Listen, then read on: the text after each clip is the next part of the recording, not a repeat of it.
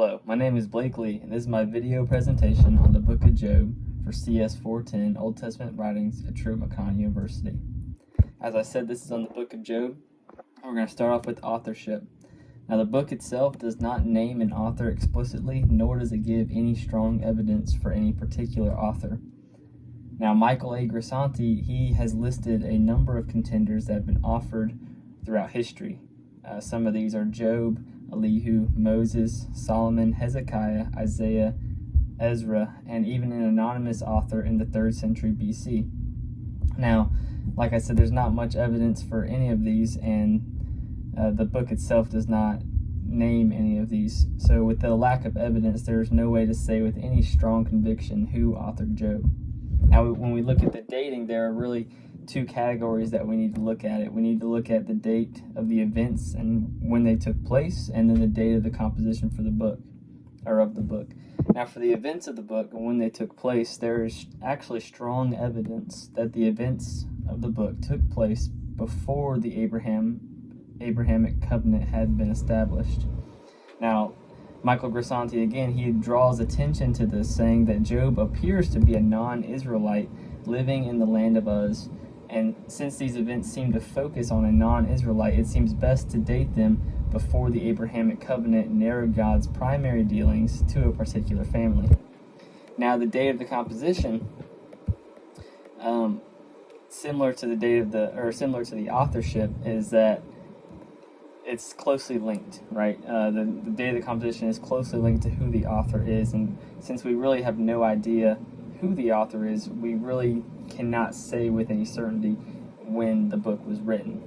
Now, we can get into the theology of the book of Job, and we really see a lot of the characteristics of God displayed throughout the book. And some of them, as Robert L. Alden says, are the ones that stand out in the book of Job, are God's sovereignty, his omnipotence, and his omniscience.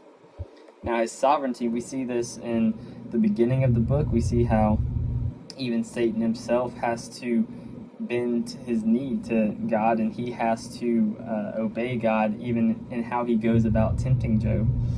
We see Job says to God in chapter 42, he says, "I know that you can do everything and that no purpose of yours can be withheld from you." He says that in chapter 42, verse 2. That's also a display of his omnipotence. But then we also see God's omnipotence in his answer to Job out of the whirlwind.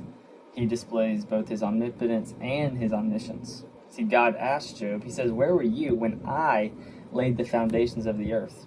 He continues, he says, "Who determined the earth's measurements? Who stretched the line out upon it? And who laid its cornerstone?" Obviously, God is asking these questions rhetorically, saying that he is the one that did all these things. He is omnipotent. He is the sovereign ruler and creator of the universe. He continues in going into chapter 39, 40, 41. He's displaying his omniscience. He's asking Job all sorts of these questions, and Job cannot possibly have the answers to these. He cannot possibly display any kind of omnipotence like God can with these questions. But God can. That's the idea that God is getting at here when he answers Job out of the whirlwind. He's asking him, "Where were you? I am the one that can do this. I'm the one that knows all of these answers, and you do not." So it's all about kind of having a right understanding of who God is and who we are. Now, another big part of the theology of Job is this idea of retribution theology. It will be talked about a lot when dealing with the book of Job or when discussing the book of Job. Now, what is retribution theology? Well, retribution is deserved punishment. So retribution theology is this idea that retribution or deserved punishment is kind of instantly applied. So, for instance, we see this in the New Testament. When Jesus and his disciples encounter a blind man in John chapter 9, his disciples ask Jesus, and they say, "Who sinned, this man or his parents?" He's blind, so who sinned? What caused this man's sin? Did he sin? Or what caused this man's blindness? Did he sin, or did his parents sin? They had it in their heads already that this man deserved his blindness because of some past sin. And Jesus, he refutes that. He tells them that his blindness was not a result of some sin of himself or of his parents. Really, it was just God working sovereignly to glorify himself. And this is the same thing that happens in Job. Job's friends, they accuse him of hiding some sin, of being unrepentant of some sin. And that's why he's having all these hard times, all these trials, and all these temptations come upon him. But really, God is sovereignly working to bring honor to himself. Now, Job is, in the canon of Scripture, it is in the writing section of the Hebrew Bible, and it seems that it was accepted by the early church as part of the canon. We see Paul actually quote it in 1 Corinthians, make a reference to it in 1 Corinthians chapter 3. So it seems that it was accepted by the early church as canon, so there's not any question there about that. Now, when we come into the message of Job, and what do we learn from the book of Job? Well, we learn many things.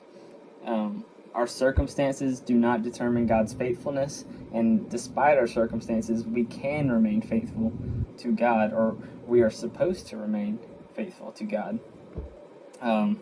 We see it, like I said, it's the idea of the retribution theology, is that Job's circumstances, the hard times, the trials, the temptations that he went through, God was still faithful to him. God was still sovereignly ruling and looking out for Job all throughout that. And despite those circumstances that Job was in, it was still on him to remain faithful to God. Now, another thing that we can take from the book of Job is that God is always powerful enough and sovereign enough to fulfill his will. Anything that he allows to happen to us in our lives, it can be used to glorify him. And that is enough to bring joy and hope into our lives. So we can take great hope and great joy from the book of Job. Thank you.